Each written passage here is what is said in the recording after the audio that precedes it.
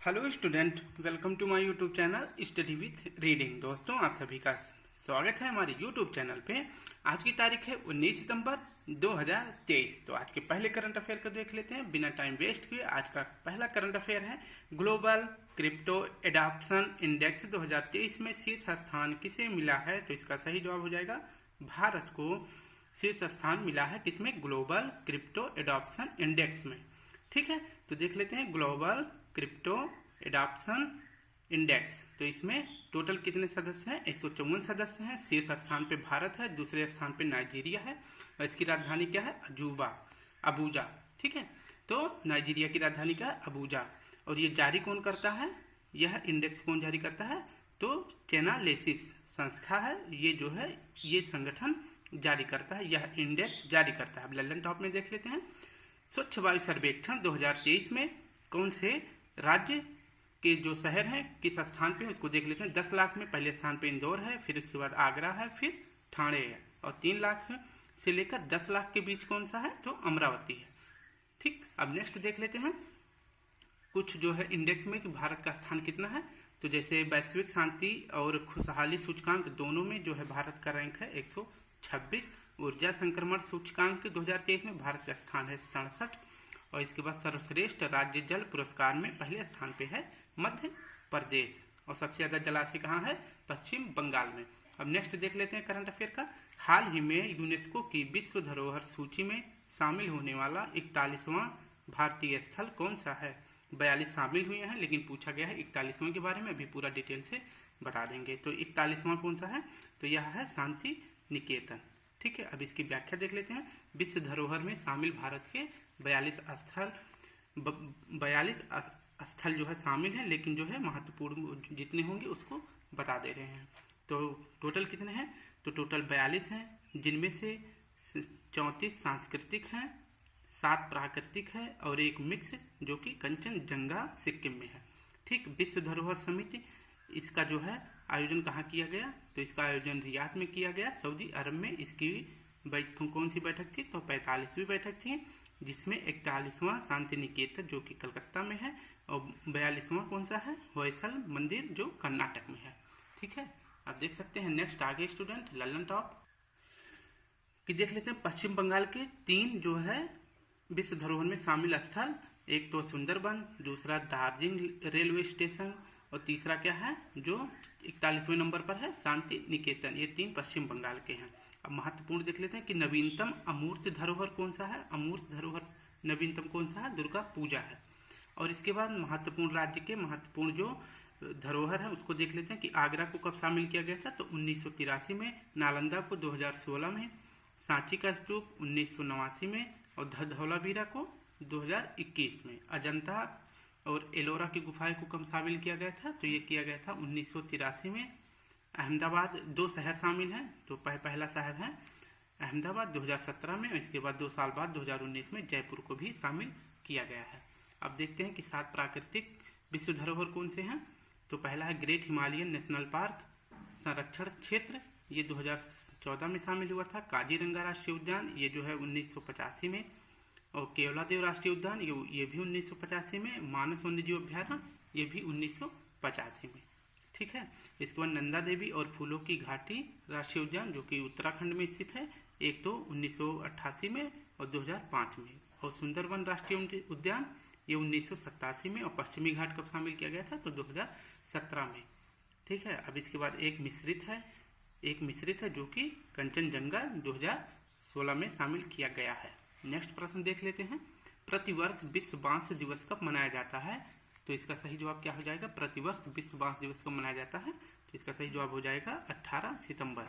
Option C सही हो जाएगा। अब देखते हैं विश्व बांस दिवस जो जारी करता है उसका क्या नाम है? कौन सा संगठन है? विश्व बांस संगठन। इसकी स्थापना हुई थी 2005 में और इसका हेडक्वार्टर कहाँ पे? एंटवर्प बेल्जियम की जो राजधानी है ब्रुसेल्स, इसमें जो है 2 संगठन का मुख्यालय है, एक तो नाटो का और दूसरा EU का, यूरोपियन यूनियन का। और विश्व ओजोन दिवस कब मनाया जाता है? 16 सितंबर को, क्योंकि 16 सितंबर 1887 को मॉन्ट्रियल प्रोटोकॉल हुआ था। कहाँ पे? कनाडा में। कुछ महत्वपूर्ण दिवस देख लेते हैं, जैसे कि विश्व वन्य जीव दिवस कब मनाया जाता है? 3 मार्च को मनाया जाता है। जल दिवस 22 मार्च को, पृथ्वी दिवस 22 अप्रैल को, जैव विविधता दिवस 22 मई को, पर्यावरण दिवस 5 जून को, सुनामी दिवस जो है 5 नवंबर को, मरुस्थलीकरण 17 जून को, विश्व आर्द्रभूमि दिवस 2 फरवरी को मनाया जाता है। विश्व आर्द्र भूमि दिवस का पहला वो सम्मेलन कहाँ हुआ था? तो ईरान रामसर में हुआ था 1971 में। नेक्स्ट प्रश्न देख लेते हैं स्टूडेंट। हाल ही में भारत में होने वाले पहली मोटो जीपी रेस के शीर्ष प्रायोजन अधिकार किसे मिला है? तो इसका सही जवाब हो जाएगा इंडियन ऑयल को। मोटो जीपी रेस इसका पहली बार भारत में आयोजन किया जा रहा है और कहाँ पे किया जा रहा है? यूपी में। यूपी के किस शहर में? ग्रेटर नोएडा में। ठीक है, कब होगा? 22 से 24 सितंबर के बीच। इसमें कुल 42 टीम होंगी और इसके बाद 24 राइडर होंगे। एक टीम में 2 राइडर होंगे, जिसका प्रायोजन कौन कर रहा है? इंडियन ऑयल कर रहा है। अब देख लेते हैं कि 19वां एशियन गेम्स जो कि हांगजो चीन में हो रहा है, इसका प्रायोजन कौन कर रहा है? इसका प्रायोजन अमूल कर रहा है। ठीक है, और नेक्स्ट देखते हैं कि नवीनतम महारत्न कंपनी कौन है? तो भारत की नवीनतम जो कि 13वें क्रम की है, ऑयल इंडियन लिमिटेड है। ऑयल इंडिया लिमिटेड है जो कि भारत की 13वें नंबर की महारत्न कंपनी है। पहली भारतीय एयरलाइंस जो सस्टेनेबल एविएशन फ्यूल से उड़ान भरी। तो सस्टेनेबल एविएशन फ्यूल से उड़ान भरने वाली भारत की पहली एयरलाइंस कौन सी है? तो ये विस्तारा एयरलाइन है। ठीक है, नेक्स्ट देख लेते हैं स्टूडेंट। प्रश्न 5 है, हाल ही में वित्तीय समावेशन सेवाओं को बढ़ाने के लिए आईबी साथी पहल किसने लॉन्च किया है? तो आईबी इसमें से किसका शॉर्ट फॉर्म है? तो इंडियन बैंक का शॉर्ट फॉर्म है। तो देख लेते हैं व्याख्या। इंडियन बैंक ने आईबी साथी पोर्टल लॉन्च किया है, जिसका उद्देश्य क्या है? वित्तीय समावेशन। वित्तीय समावेशन मतलब होता है कि आखिरी छोर तक जो भी व्यक्ति बचा है उसको बैंक से जोड़ना। ठीक है, और इंडियन बैंक की स्थापना कब हुई थी? इंडियन बैंक की स्थापना हुई थी 1907 में। इसका हेडक्वार्टर कहाँ पे है? चेन्नई में है। अब इसके लल्लन टॉप को देख लेते हैं कि आरबीआई की स्थापना कब हुई थी? तो आरबीआई की स्थापना किस समिति की सिफारिश पे हुई थी? तो यंग हिल्टन या इसी को शाही आयोग भी बोलते हैं, इसके सिफारिश पे आरबीआई की स्थापना हुई थी। एक्ट कौन सा था? तो एक्ट था 1934 एक्ट। और स्थापना कब हुई थी? तो 1 अप्रैल 1935 के अधिनियम से इसकी स्थापना हुई थी। और इसका आरबीआई का राष्ट्रीयकरण कब हुआ था? तो आरबीआई का राष्ट्रीयकरण 1 जनवरी 1949 को इसका राष्ट्रीयकरण हुआ था, याद रखना। और भारत का पहला इको फ्रेंडली डेबिट कार्ड, मतलब जो पर्यावरण फ्रेंडली होगा, किसने लॉन्च किया है? तो इसका सही जवाब हो जाएगा एयरटेल। अब नेक्स्ट प्रश्न देख लेते हैं स्टूडेंट। हाल ही में contactless payment wearable ring OTG किसने लॉन्च किया है? तो इसका सही जवाब हो जाएगा एनपीसीआई। अब देखते हैं ओटीजी क्या कहते हैं, या फिर इसे 7 रिंग भी कहते हैं। इसको लॉन्च किसने किया है? एनपीसीआई ने लॉन्च किया है। एनपीसी का फुल फॉर्म देख लेते हैं, national payment corporation of India. NPCI का फुल फॉर्म होता है। इसकी स्थापना कब हुई थी? तो इसकी स्थापना हुई थी 2008 में। और इसका किस एक्ट के तहत? तो भुगतान एक्ट 2007 के तहत इसकी स्थापना हुई थी 2008 में। इसका हेडक्वार्टर कहाँ पे है? तो इसका हेडक्वार्टर है मुंबई में। नेक्स्ट देखते हैं स्टूडेंट, लल्लन टॉप में देखते हैं। भारत का पहला यूपीआई एटीएम जारी करने वाला जो है देश के साथ किसने सहयोग किया? तो हिताची ने करा है। ये हिताची कहाँ की कंपनी है? तो ये जापान की कंपनी है। अब आपको सिर्फ मोबाइल के क्यूआर कोड से पैसे इसमें निकाल सकते हैं। ठीक है, यूपीआई का फुल फॉर्म क्या होता है? तो यूनिफाइड पेमेंट इंटरफेस यूपीआई का फुल फॉर्म होता है। और डेंड्रोक्रोनोलॉजी का मतलब क्या होता है? कि डेंड्रोक्रोनोलॉजी से वृक्ष की उम्र ज्ञात की जाती है। जो वृक्ष में वलय होता है उसको उसी के अनुसार वृक्ष की उम्र ज्ञात की जाती है, उसे क्या बोलते हैं? डेंड्रोक्रोनोलॉजी। ठीक है, फिर देखते हैं कि ओलंपिक के लोगों में कितनी रिंग होती है? तो ये 5 रिंग होती है जो कि महाद्वीपों को दर्शाती है।